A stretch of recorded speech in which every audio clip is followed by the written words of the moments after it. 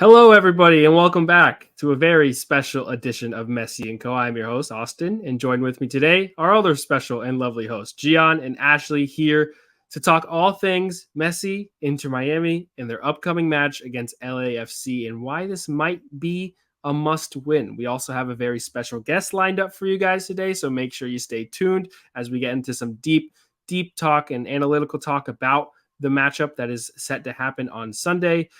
Hear from one of our quick podcast sponsors, and we'll be right into the preview. If you are ready to transform your backyard into a haven of relaxation and luxury, look no further than our amazing podcast sponsor, L'Acqua Azzurra Pool Services. With over 20 years of industry experience, L'Acqua Azzurra is a name you can trust when it comes to services, equipment repairs, and restoration for all things pools. If you're looking in the South Florida area for your pool to be serviced on a month-to-month basis, L'Acqua Azzurra boasts an impressive 5-star rating on Google reviews, and it's a testament to their dedication to customer satisfaction and top-notch service. Also, if you mention Messi and Co, you will get your first month of pool service absolutely free. So don't wait. For pool service, patio renovation, or more, call them now at 954-793-7206 and get a free quote for any project. Thanks, L'Acqua Azzurra. All right. Again, welcome everybody to the show. Thanks for tuning in. Got a special one for you, and we're just going to kick things right off. Inter Miami CF taking on LAFC at the Bank of California Stadium, if that's still the name. I actually don't even know. On Sunday night, it'll be 10 o'clock Eastern, which is quite a late one for us over here on the East Coast, but we're going to be up nonetheless. And let's just talk about the first question that I have for both of you. Ashley, I'll start with you. Given what you saw against Nashville in the draw and where Miami stands, we'll get into that a little bit later. Is this a must-win game? How much pressure are you putting on Inter Miami to get a result against LAFC? I don't think it's a must-win. I think it's a must-score. Oh. That's my caveat. I hope that's what starts trending. What I mean by that is that we definitely cannot lose. I think we need to at least get a point. However, if we don't win, I don't think that means the season is over and the playoff push is over. But what does need to happen, as we saw Wednesday, is that the team, it got stale. It was tired. It wasn't, performing at a high enough level in the final third. What this team has been building over the last 8 weeks is confidence and consistency. And so I think that the team needs to be able to score and draw in order for us to be able to build on it. I'd love them to win, obviously, but in my eyes, the season isn't over if we lose. But if we don't score, it's another version of this game where, like from Wednesday, where it seems very stop, start, a lot of tired legs, not the energy, that's when I would start to worry. Gian, is it a must-win? I feel like from now till the end of the season, every game is a must-win, it seems like to me, especially given the fact that we have 10 games, I think it's 10 games left. We need to win between 7 and 8. It seems like almost every game is a must-win. I'm not saying that I'm going to freak out if we don't win either. I side a bit with Ashley as well. It's not a must-win, meaning that if we don't win, we're out of the playoff, trying to get into the playoffs. But I do think that, especially given with the last result, we were hoping that we were going to be able to win our last match. And that was going to kind of give us some leeway with this match being a much harder match, a match on the road, a match that's going to require travel time, a match that's 3 to 4 days after our most recent match. We were going to have a bit more leniency, but because we didn't, I think that actually gives it more of an importance for this game. And then knowing that, our next game, we're going to be without looks potentially 9 to 10 of our players. So this does seem like a must win in the sense of, you got to try to win every single game out there. But whatever happens, I'm not going to get down on the team. I think that they've been through a lot and through so many games. But from a playoff push, you got to consider every game a must win, I think, moving forward. For sure. And this was the first time Miami had been shut out. So to Ashley's point, yeah, I do think they need to get back on the score sheet, especially Messi himself, at least getting involved in a goal contribution. He was getting shut down essentially by Nashville. They did not want a repeat of what happened in the Leagues Cup final, and all kudos to Nashville. We gave them all the credit in the post-game show. They did their job exceptionally, and we're not necessarily expecting teams like LAFC to go on and copy them, because LAFC, by almost every single metric, are a top 10 team in MLS and will likely at home take the game to Inter Miami. But, shutting down Messi in that facet is probably going to be a key for the game for LAFC. But we'll talk about LAFC in a little bit. Again, we have a special guest lined up. He'll be here shortly. But I wanted to defer to both of you and discuss kind of what the starting 11 will look like, because we had a couple of not necessarily questionable decisions, because on paper, this is Miami. That was on Wednesday. That was Miami's best 11. I think that when you think about every single player and where they were playing and the price tag on them, all of that, other than maybe Sergei Kristov, that was Miami's best 11. Now, there are preferences, and one of them for sure is Kremeshki over Diego Gomez. But as a, U22 who came for millions of dollars, he should be able to fill a role well. Maybe you can consider Facundo Farias for Robert Taylor. But other than that, you had 9 out of 11, your best players on the field, and yet weren't able to get on the score sheet. So we've seen Tata make adjustments. We've seen Tata make changes, whether it's been a back 5, a back 4, the differences in midfield, whether it's Busquets in the hole or Arroyo in the hole, which one's going to drop in between the center backs. So many different questions for Tata to answer, especially with the squad getting healthier and healthier by the day. What does it look like going against a tough LAFC side? Gian, I'll start with you. I got to agree with you. I think that 9 of the 11 are players that you're not going to move in the next game. They're going to stay there. I think you've got a couple of choices between preferences, like you said. For me, preferably, I think that you missed the playmaking of Kremaski last game, although Gomez, I think, is a very good player. I do think that there are instances where he is purely on the offensive end, thinking about scoring, thinking about pushing as hard as he can, and that's something that you definitely need. But I still think the playmaking part is something he's lacking in, and I think that will come with time. And then up front, I just think that Joseph, in my eyes, should come out, and we should see Campana in the starting 11, because Campana to me adds another element on the offensive end. It adds another element for hopefully for LAFC to have to be cognizant of the fact that he's going to be there as a constant threat. He's going to be gaining a lot of their attention, and I think that that's something that Messi needs as well, because Messi is not only having to do the playmaking, he's having to do a lot of the attacking as well, because he doesn't have a center focal point on the offense where he can try to drive in a pass or someone to kind of take the pressure off of him, because all eyes are on Messi.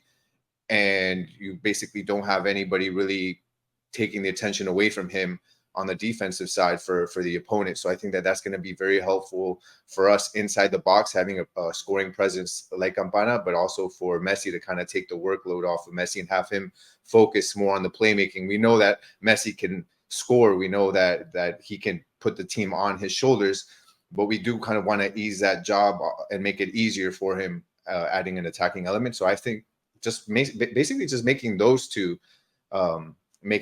changes would drastically help us moving forward against LAFC. LAFC is a very tough team. LAFC is a team that is not going to back down at all. They're not going to park the bus, like the saying goes, and just play 11 guys hanging from the goals and waiting for a counterattack. They're going to be pushing the tempo, and they're going to be up there with Carlos Vela and what's his face with Bouanga. They're going to be attacking us like crazy, so we need to make sure we pressure them as well on the attack and not make it comfortable for them and just sit back and wait for them. So just make sure that we stay offensive. That's important. Fight offense with offense. That would be the most important aspect and the changes that I would make. Ashley, I don't want to put words in your mouth, but I think we're all in agreement that Kremeshki and Campana should probably start in this one. But I want to bring up the back line and what we saw between Kamal Miller and Thomas Aviles without Sergei Kristov in a back 4. Is that something that you think he'll, deploy out against LAFC? Yeah, I think Kamal Miller had a phenomenal game, obviously, like everyone else thinks. And I think Thomas Aviles did exactly what was asked of him, in my opinion. And I think that they should stick with this. I wonder if Tata Martino is going to think about doing a back five in some aspects because LAFC is so strong in their attack. I hope it sticks with the 4-3-3, and I agree with those changes. I also, in my opinion, and it's really nothing against him because he hasn't really taken too many wrong steps this year. But I think that Facundo Farias should be starting instead of Robert Taylor because just the energy and the creativity he brought. For some reason, I think it could be pure exhaustion for Robert Taylor. He's had to play so many minutes and so much in the last few months. That he doesn't seem at his highest level of confidence and playmaking and, pushing forward and being where Messi wants him to be. I think Farias does that a bit better at the moment. So I'd like to see those three changes. I don't know if we'll get all three, but yeah, that's what I would like to see. And it's a good thing to be discussing kind of what different choices Miami and Tata Martino have. It's not really been something that Miami have had in the past, and now with a lot of the 6 signings that came in over the summer, the U22s and the DPs alike, Tata Martino has options, but now it's just about getting those options right and making sure that you're effective in your starting 11s and going against teams of different brands. I think the LAFC, like Gian said, will play a lot different than what Nashville did, so you're going to need different types of players to do different types of things. With all that said, we're going to get into some LAFC coverage here shortly and introduce our host, Justin, in just 1 second. Are you ready to transform your space into a masterpiece? Introducing Mosaics, your destination for stones and more. Mosaics is a family-owned business serving the community for over 20 years. With the best quality porcelain, ceramic tiles, and high-end mosaics featuring unique modern designs, Mosaics has everything you need. Dedicated customer service, wholesale distributors, and a passion for excellence. Make sure you visit mosaics.com today to turn your vision into a reality. All right, so welcome in the one and only Justin Ruderman from LAFC, the number one, in my opinion, LAFC beat writer, the founder of Upper 90, who I had been watching for quite some time before I even knew who you were, to be completely honest with you. It was just kind of some MLS content that I got to consume. You have a Substack as well. Justin, thanks so much for doing this. We're happy to have you on. And first, I want to go ahead and ask you, like I've asked all of our other guests who have come on and so graciously joined us, is your thoughts on Messi joining MLS, Messi joining Miami, and kind of the impact that it's had on the league. What are the thoughts over there on the West Coast? Yeah, well, first, thank you very much for having me on. Great to come on and talk some Inter Miami. I'm stuck in LAFC land, so always good to talk some other teams. But yeah, no, it is. I mean, what can you really say about Messi, right? Is obviously the biggest move that's ever happened. He is essentially bigger than this league. When you look at the followings, the numbers that he's brought with him in every single way, whether it's impressions on Twitter or followers on Instagram, it doesn't matter. I think that, I'm somebody who agrees with he's the greatest player of all time. He is far and away the greatest player of all time to me. And so to have him in this league, I think Giorgio Chiellini put it well today, is like they've been watching it in Europe for years. They all know what he's done. And I think Americans maybe are realizing it a little bit because you have these incredible expectations of what he's going to do, of how he's going to impact the game on the pitch. But then he just continues to exceed them. Right? I mean, there's no way that you can imagine the things that he's already done, not to mention what he's going to do. I just think it is fantastic for the league in every way that you can imagine. So positive thoughts, which is something that we love to hear. Maybe you're just being very careful and coming on an Inter Miami podcast, which would be the smart choice.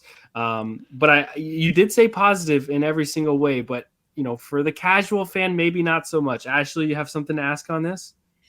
Yeah. So, Justin, I want to know from your perspective with the whole ticketing sales situation and, the demand for this. Obviously, I would say with LAFC, they've had plenty of big matches in the past and, big celebrities, big players on the team, as well as, figuring out the noise and spectacle, probably more so than most MLS teams. Right now I'm on Ticketmaster, and the cheapest standing room ticket is $575, which is, I would imagine, substantially more than what it normally is. And so, yeah, just what are your thoughts on that? And where do you think it's going to look like tomorrow in terms of the supporters? Excuse me, Sunday. Yeah, no, I think it's going to be very interesting. Definitely going to be a lot of Argentina jerseys in that crowd, and probably some Inter Miami ones too, because as you say, the resale is something like we've never seen. LAFC has big games. Inter Miami, every single game that Messi plays, you're going to see these huge increases in prices. But this is the biggest, most expensive game in MLS history, according to TickPick, right? So it is just unprecedented in the number of tickets being sold, and I think that you've seen that within LAFC support as well. A large percentage of season ticket holders are seeing this as a way to cash in on their season tickets and get back, half of what they pay for their entire season, basically, in one game. And while they would love to see Messi, their focus is probably LAFC and seeing as many games as they can. And if they can get, $500, $600, $700 per ticket on one game, they can make a lot of money back. And I think, the LAFC 3252, the supporters section in the north end there at the Bank of California, or BMO Stadium now, excuse me, they put out a statement saying there will be no jerseys allowed. Make sure that everybody knows this. That's always the rules, right? There's never opponent jerseys allowed, whether that is the team that you're playing or any other team across the world. It is only LAFC gear allowed in that supporter section. But this game specifically, they put out an extra announcement about that because they know the number of Messi fans who are buying tickets within that section. And if they are planning to wear that gear, they will be kicked out of that section. So yeah, that to me is going to be a very interesting talking point. Yeah, I mean, we've seen some similarities with not only ticket prices, but that same exact message be put across, all, the other opposing team platforms. I think Cincinnati did it, Nashville did it, Philadelphia did it when Miami went and visited, and their ticket prices obviously soared. So when the product gets enhanced, yes, the prices are going to go up, and I think that it's come to be expected at this point. And I do think, Justin, you raised a really good point about those season ticket holders who care deeply about the club are able to go ahead and cash in and say, yep, I'm going to take as much money as I can, maybe put it towards the deposit for 2024 and so on, and maybe bring my family to a game at some point, whatever it is. So it's kind of just it's a situation that, varies depending on each circumstance for each person, but it's something that's going to happen as Messi takes his U.S. tour for the next, 10 MLS games or so. But with that said, you were around LAFC today. Provided some media coverage, and there were a couple things I wanted to ask you. And kind of before we get into the tactical stuff, we have to talk availability. And the first thing that I saw you post earlier today was that Los Angeles FC, 0 names on the injury report. And we were talking just before you came on about how Inter Miami have all of these different options and their depth is at an all-time high, even with some of the injuries they have. We don't know what Tata Martino is going to do, what the best lineup actually is. And now with LAFC, with a fully stacked roster, is that kind of the same thing? Or what does it really mean for LAFC to have a fully available roster? It means everything. I mean, I don't remember the last time LAFC has had a fully fit roster since week 1, really.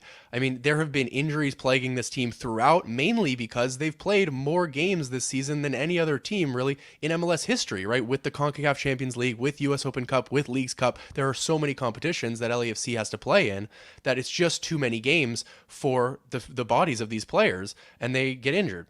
Now, finally, that is not the case, right? Diego Palacios is coming back from a family issue. Just a couple, Murillo, the center back, will come in and probably partner Chiellini in that center back position. Just little things like this are really big for LAFC. And I asked Steve Cherundolo about that. How important is that for him? And he said, this is what I want as a coach. He always tells John Thorrington, the general manager of LAFC, give me these problems. I want these problems. I will deal with the selection headaches, but please give them to me.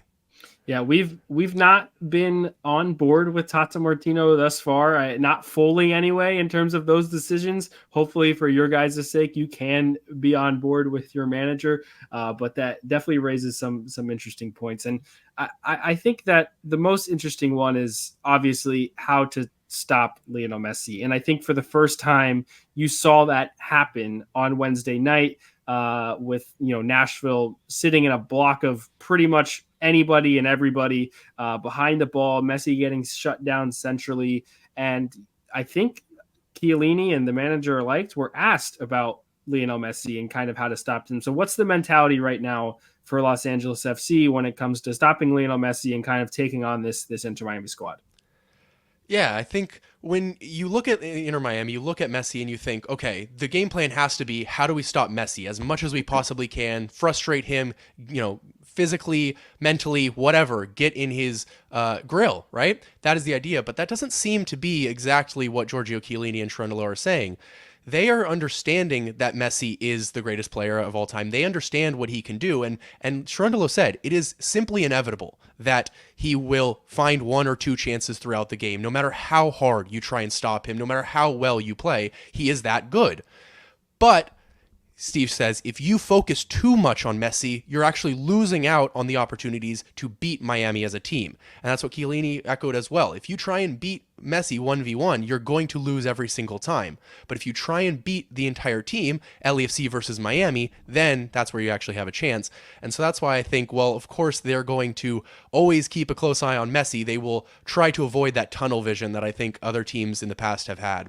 Especially Philadelphia. I don't know if you remember the goal that Joseph Martinez had. You saw Gazdag move over to Busquets. You saw three defenders surrounding Messi, and Joseph got to make the run, take the ball on over the top, and they scored within 5 minutes.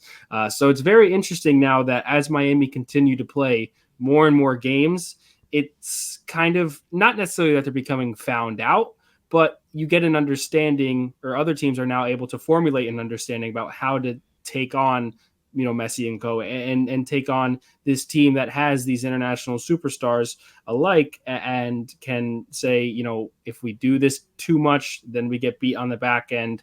And it'll be interesting to see how AFC go on and do it. Miami have taken on tough teams in the past, Cincinnati, Philadelphia, all different kind of results. They all play different styles. Philadelphia didn't play a style that I kind of expected. Nashville has played Miami twice, both times really tight games because of the way they played. So interesting now to play another juggernaut, especially from another conference, and to see what that kind of play style is like.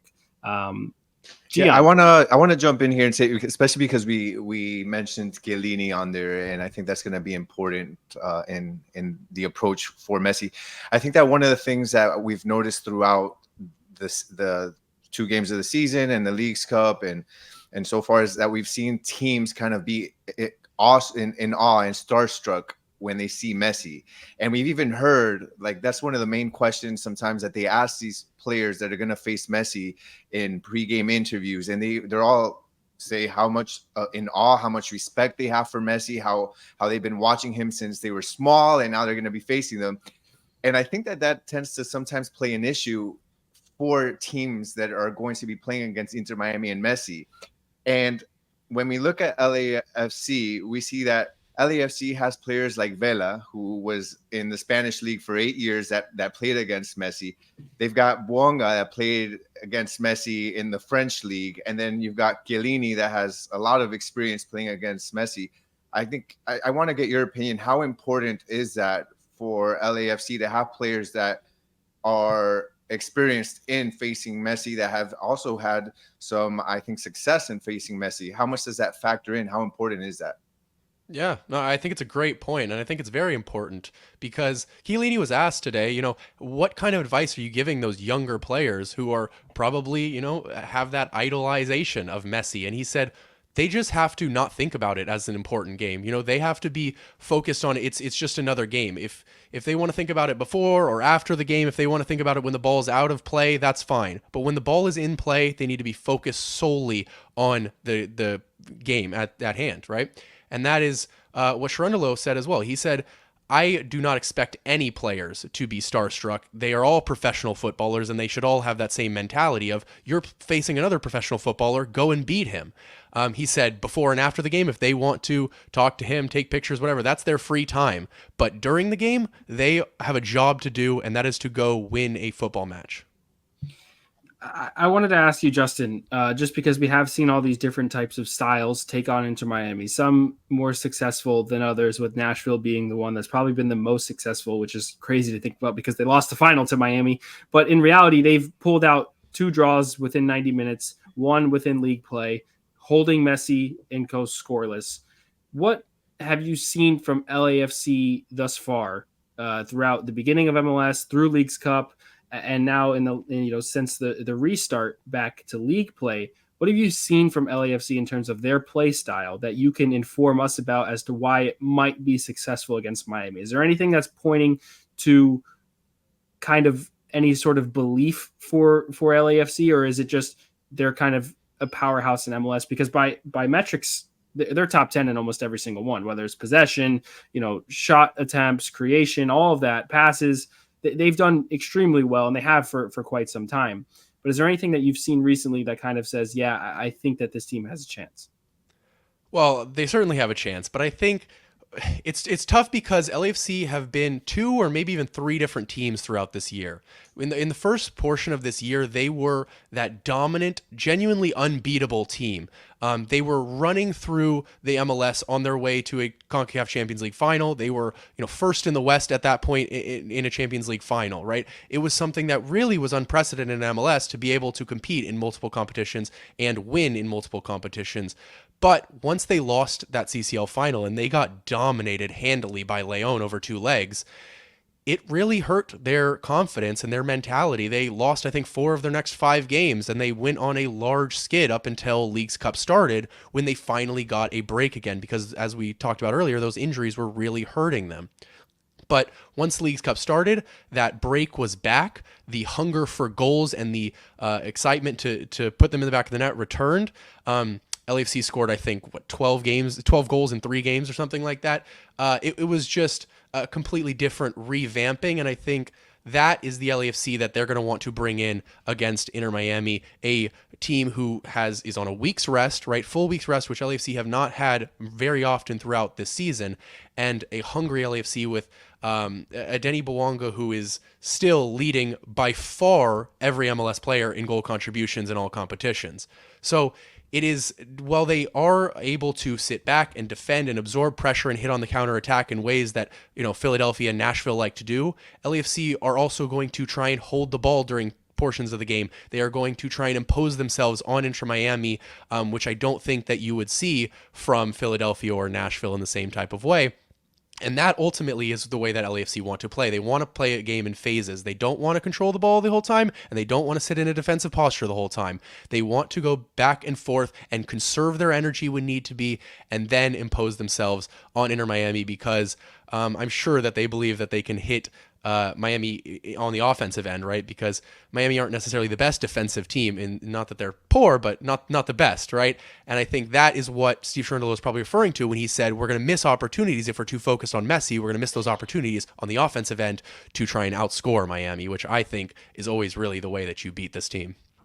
That's a very interesting point, and honestly, it's proven true, because no team has yet to beat Inter Miami. Even Dallas scoring 4 goals, you really, really have to outscore them. And Nashville, of course, didn't really give up much, but also didn't get to go ahead and score things on their own. And a lot of that was due to, inefficient offensive play. Time and time again, Hani Mukhtar was through on goal, especially in that Wednesday game. You saw Sam Surridge and Hani Mukhtar in the Leagues Cup final get breaks on the counter, get in front of Drake Callender, and just weren't able to put it away. Is that kind of the route you think that LAFC find the most success? Whether they play the game in batches, whether they hold possession at some points or go on the counter, where does the goal come from LAFC? Is it, a Bouanga or Vela chance getting through on the break with Miami having a high line? We don't know if Kristoff's going to play, but we saw a back 4 against Nashville with Aviles and Kamal Miller that were spaced out at times. Yedlin was having to do a lot of recovery work. LAFC are a bit more dangerous. I mean, it doesn't get much more dangerous than Hani Mukhtar, but on Wednesday, he wasn't really with his DP partner, and he only played for 45 minutes. With LAFC and a full-strength roster, is that the number one route for their success? Yeah, I think so personally. I think we have to talk about as well the addition of Mario Gonzalez, the new LAFC striker, who has been brought in and, probably would be a designated player for any other team in this league, but for LAFC, they find a way to bring him in on TAM.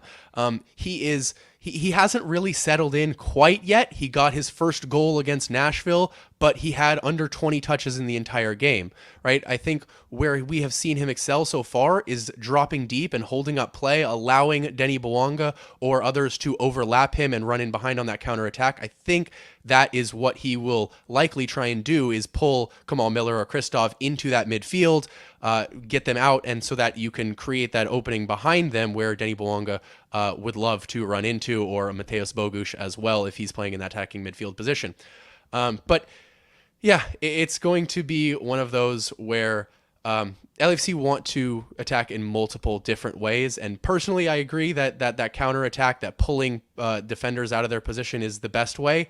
But LAFC will try to, as I said earlier, possess the ball at times and try and play through Inter Miami. And if they can do that, that involves pulling Inter Miami into their own half, right? With possession, that doesn't mean possession just in the Inter Miami half. That means possession throughout the game, opening up the field and spreading it wide so that there's more places to play for LAFC. Justin, I have a question for you, because we're talking about the offense and what LAFC can do. Well, my question is, what is LAFC's weakness? What can Inter Miami expose on LA to try to win the game? And I promise you, I won't tell Tata. So this is between us. He hasn't answered any of our calls yet. So our lineup recommendations. Oh man, no, it's a question for Tata. No, but I think, look, I think that where LAFC really struggles is when they're not in their form. I think that's what it is. And if LAFC is in top form, if they're healthy, if they're strong, I don't think that there are many weaknesses in the team, which is what you're going to get if you're Inter Miami. You're going to get a fully fit, fully rested LAFC team with my predicted first choice 11. And I think that is where it is. Now, the weaknesses would be, can you find a way in behind whoever the other fullback besides Palacios is? Probably, whether it's Palencia or Hollingshead, likely Hollingshead. I would say that is the weakest of that area, but that's going to be on the right side of the back line, where Messi is probably going to be attacking that left side in Diego Palacios. So yeah, weaknesses are very far and few between with this team. It is more of, are they shooting themselves in the foot with poor passing, poor preparation and things like that, which I think that you saw last week in Charlotte, right? They just weren't up for that type of game. They traveled 5-hour flight, 3-hour time difference on turf where Chiellini is not going to play. These type of things, that is when LAFC struggles. But at home with a fully fit squad is the most difficult LAFC team you're going to face. So do you feel like you guys are strong defending on the wings with your left and right fullbacks? Because that's something that Inter Miami likes to do, especially on the left side with Robert Taylor or Facundo Farias, if he ends up playing along with Jordi Alba, and those passes where Jordi Alba takes it almost to the end line and then puts that pass back towards kind of the top of the 18, mm-hmm. or even sometimes with Yedlin on the right, we do very well attacking on the wings. I'm just curious, do you feel confident that LAFC has those sides covered? On the left side, yes, obviously that's a more difficult side with Messi on it. But Diego Palacios is a lockdown defender. He is one of the best fullbacks in the league, especially defending wise. He hasn't contributed as much going forward this year, but defending wise, yes. As I said earlier, though, Ryan Hollingshead, who I would expect to start on that right fullback position, can definitely be exposed. He's getting older.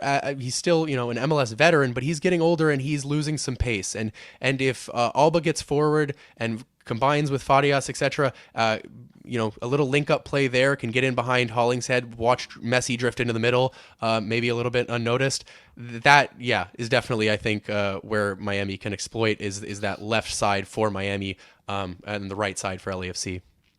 Yeah, and so with that being said, I agree with you that the team really doesn't have much weaknesses. I think one thing that we're continuing to see, and it's different for every team, is the Messi effect. And the coach can say all they want about professionalism, but if I was on a court with like Michael Jordan, I'm not sure I'd be a professional either. Like I understand it. And so I guess that's always kind of like the wild card, right? The Messi effect of even the Jordi Alba, the Busquets, like these are players that a lot of young players have idolized their whole lives, right? Especially the prime Barcelona teams. So that's always kind of the wild card that I guess we'll just have to wait and see. I mean, with Nashville, it was their second time. So I think that was part of an advantage that kind of wore off.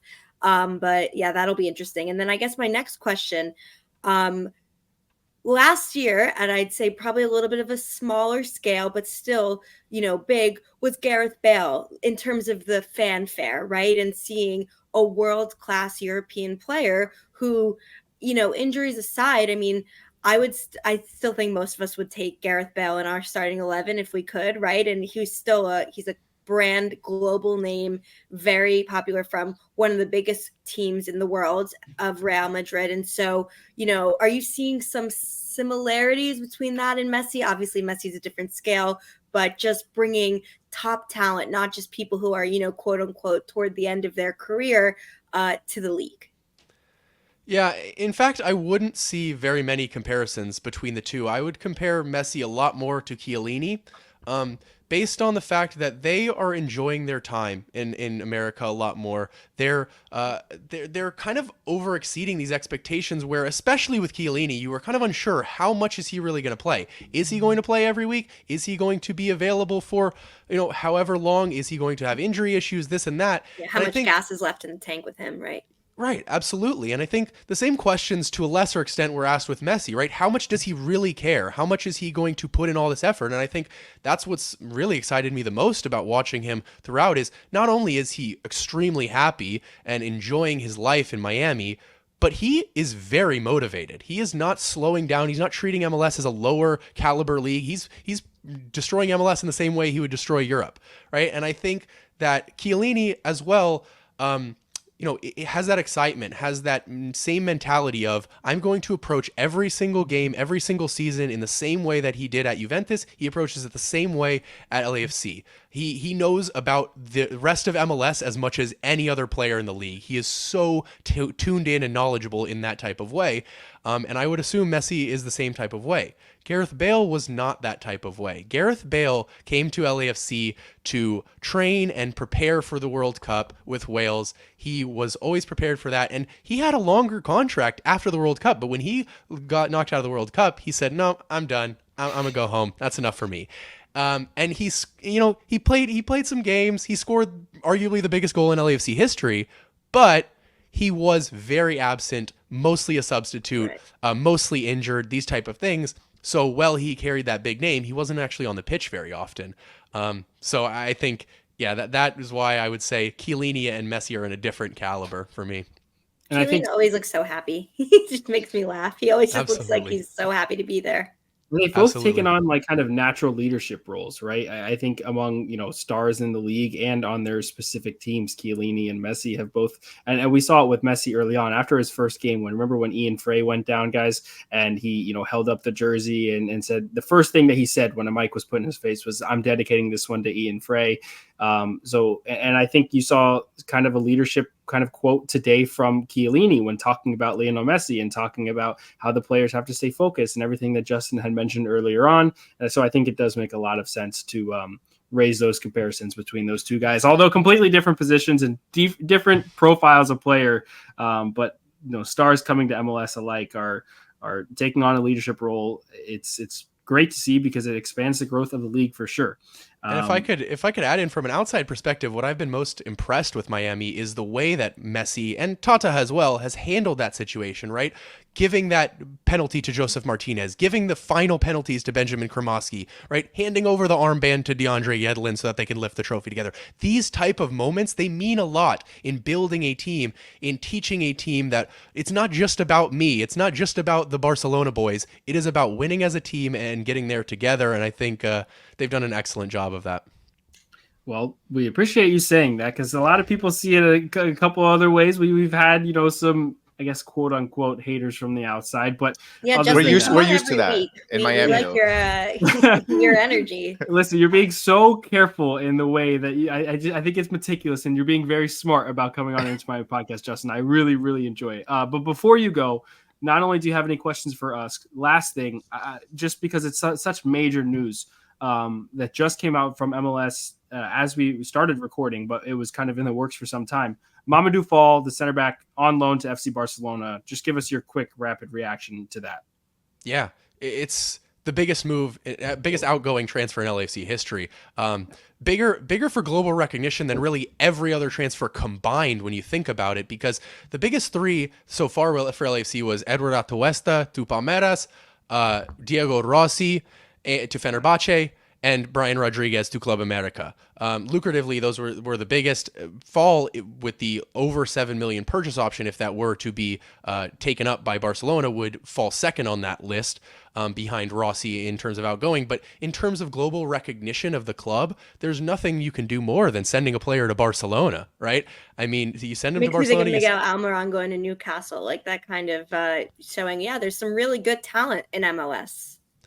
Yeah, exactly. And it's like Barcelona is, if not the biggest, one of the top 3 biggest clubs in the world, right? And so just the type of recognition that people who had no idea who Mamadou Fall was before today now know, because he's a Barcelona player now, even if that is for Barca B for the time being.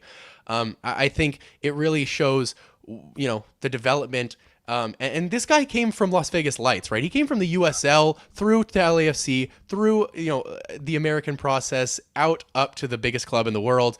Hopefully that gets purchased in the end. But yeah, I mean, he's been at Villarreal this season with their B team as well. Has done well, made one appearance in La Liga even. So he has all of those talents. He is. He has all the physical attributes you could ever want. He is extremely tall. He's strong. He's aerially dominant. I mean, he had a nickname Air Senegal at LAFC because he was so good in the air, both offensively and defensively. And sure, he has to adapt with those tactical things, those decision making. He has to improve. He's a young center back. That's what they have to do. But going to Barcelona is how you learn those things, and the ceiling is sky high for him.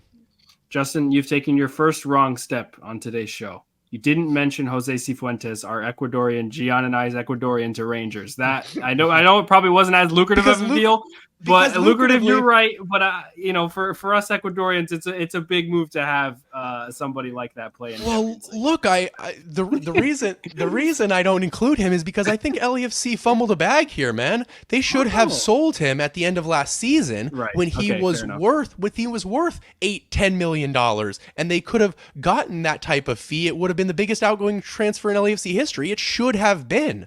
But it wasn't, because they decided to hold on to him, try and keep him for the CCL run so that they could win that, and etc. And in the process, they lost millions and millions of dollars in transfer fee. Well, okay, fair enough. You've gained your points back. You got your brownie points there.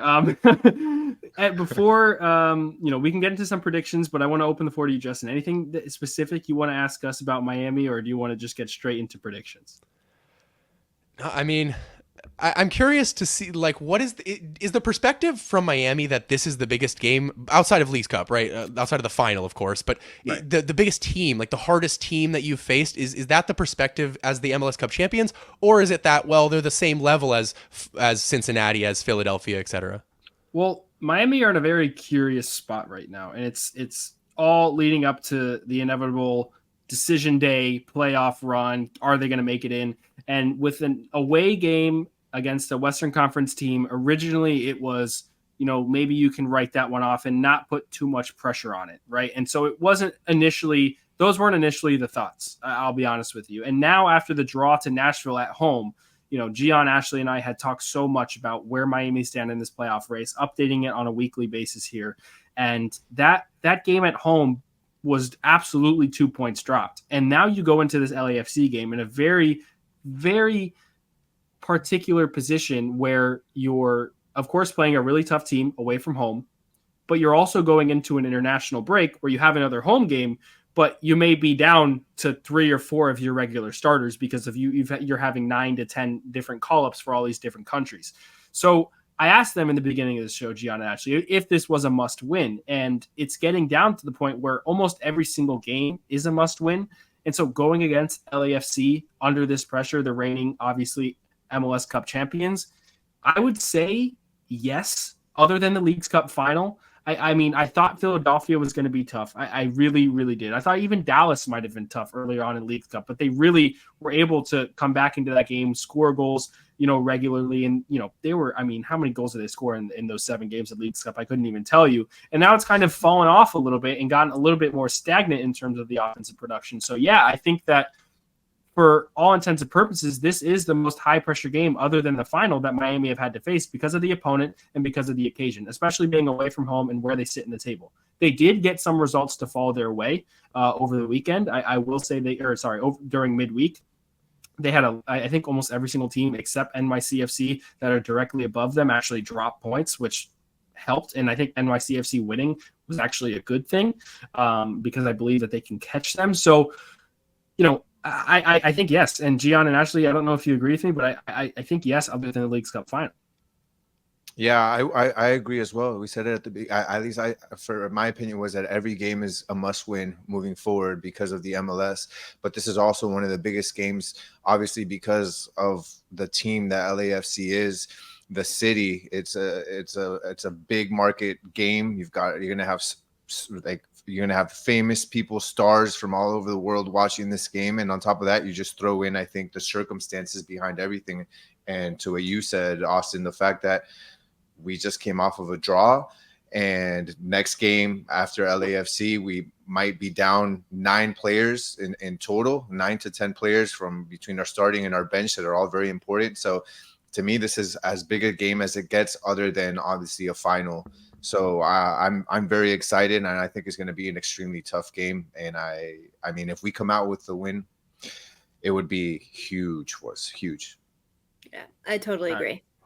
Let's talk about that. Are Miami going to come out with the win? Ashley, you first.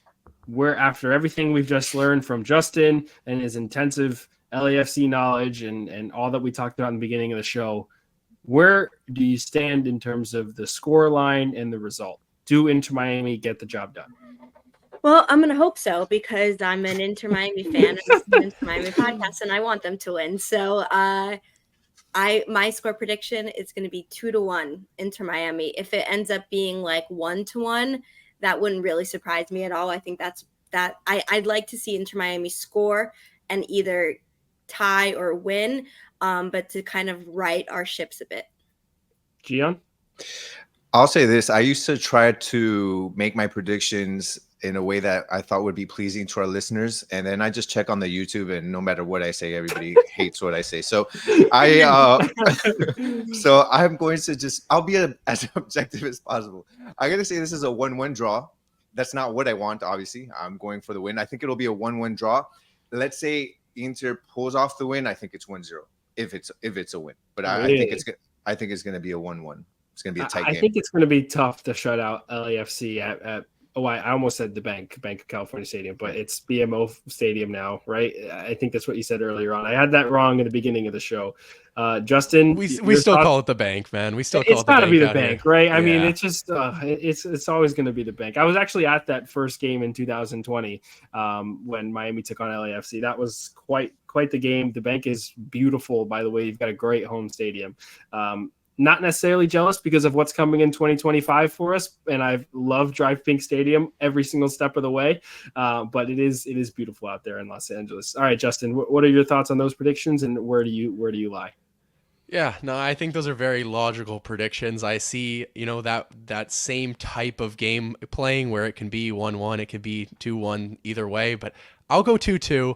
I think that there will be goals from both sides. I just don't see these defenses stopping the attacking power of each team.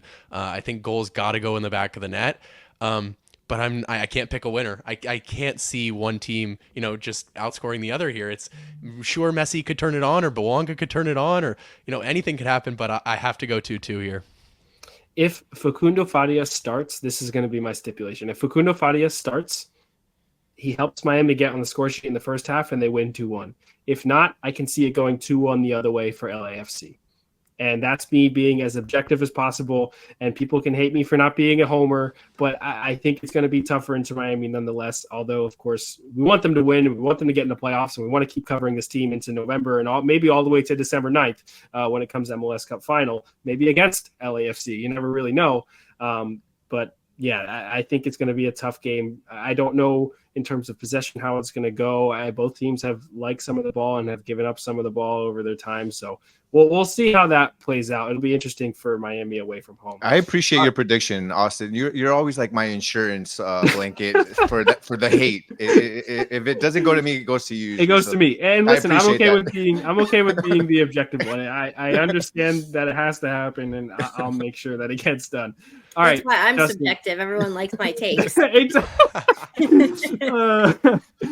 Justin, thank you so much for getting on with us, enjoying the laughs and giving us all of this LAFC content and coverage, and the information has just been outstanding. We can all get to go into this game on Sunday with a ton of knowledge. If you want, go ahead and let everybody know where they can find you and what you got going on in your life. Yeah, man. Appreciate you having me on. This is a great time. Always love these opponent podcasts, but this was a very fun one for sure. If you want to check out my LAFC content, my Twitter, which is scrolling at the bottom, and I have a Substack for all of my writing. If you are interested in the LAFC coverage, if you want just MLS coverage overall, I have a Upper 90 YouTube channel. Check that out. Give it a subscription. Awesome. All right, Justin, again, thank you for everybody listening on their favorite podcast platform. Make sure you download the episode, follow the show, and rate it as well. If you're on YouTube, make sure to hit subscribe, turn the notifications on, and hit the like button. And if you haven't already, make sure to follow us on Twitter at Messi and Co. You'll find all of our content there, in-game content, all of our post notifications for the show, whether it's in English or in Spanish, will be there. And if you are listening on YouTube as well, I definitely recommend going to our podcast, go to Apple, Spotify, Google, wherever it is, type Messi in the search bar, look for the logo Messi and Co, and go ahead and follow the show. For everybody watching, for myself, Gian, Ashley, and Justin as well from over on the West Coast, we really appreciate you guys. For everybody at 5 Reasons Sports, we will see you guys next time.